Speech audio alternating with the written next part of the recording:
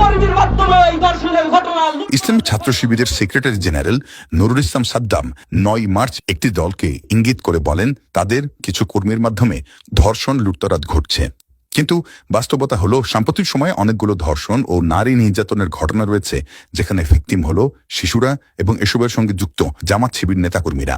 ১৯ জানুয়ারি যুগান্তরে প্রকাশিত সংবাদের শিরোনাম, ছাত্রীদের যৌন নির্যাতনের অভিযোগে জামাত নেতা বহিষ্কার। খবরে বলা হয়, কুমিল্লার নাঙ্গলকোটে মাদ্রাসার ৪ ছাত্রীকে যৌন নির্যাতন করেছে বাংলাদেশ জামাত ইসলামীর পেরিয়া ইউনিয়ন শাখার সাবেক সভাপতি ও পৌরসভা জামাতের রোকন এবিএম নজরুল ইসলাম। মহেশপুরে ধর্ষণ চেষ্টার অভিযোগে জামাত নেতা আটক, এমন শিরোনামের বিস্তারিত প্রতিবেদনে লেখা হয়েছে ২০ ফেব্রুয়ারি ঝিনাইদহের মহেশপুরে ১০ বছরের এক কন্যা শিশুকে ধর্ষণের চেষ্টা করে স্থানীয় জামাত নেতা মুসলিম উদ্দিন। তাকে আটক করে পুলিশে দেয় গ্রামবাসী। প্রতিদিনের বাংলাদেশে ২০২৪ সালের ৩রা নভেম্বর প্রকাশিত একটি খবরের শিরোনাম হল, দুদিন আটকে রেখে ধর্ষণ, জামাত নেতার বিরুদ্ধে মামলা।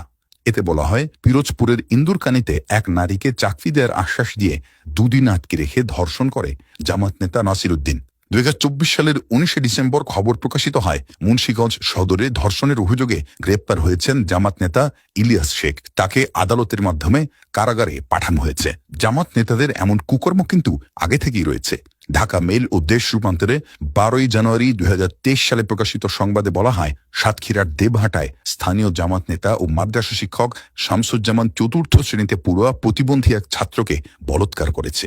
২০২১ সালের ৫ই সেপ্টেম্বর প্রকাশিত হয়, গাজীপুরে ৯ বছরের এক শিশুকে ধর্ষণ চেষ্টার জেরে জামাত ইসলামের কালিয়াকৈর পৌর শ্রমিক কল্যাণ সভাপতিকে গণধোলাই দিয়েছে এলাকাবাসী।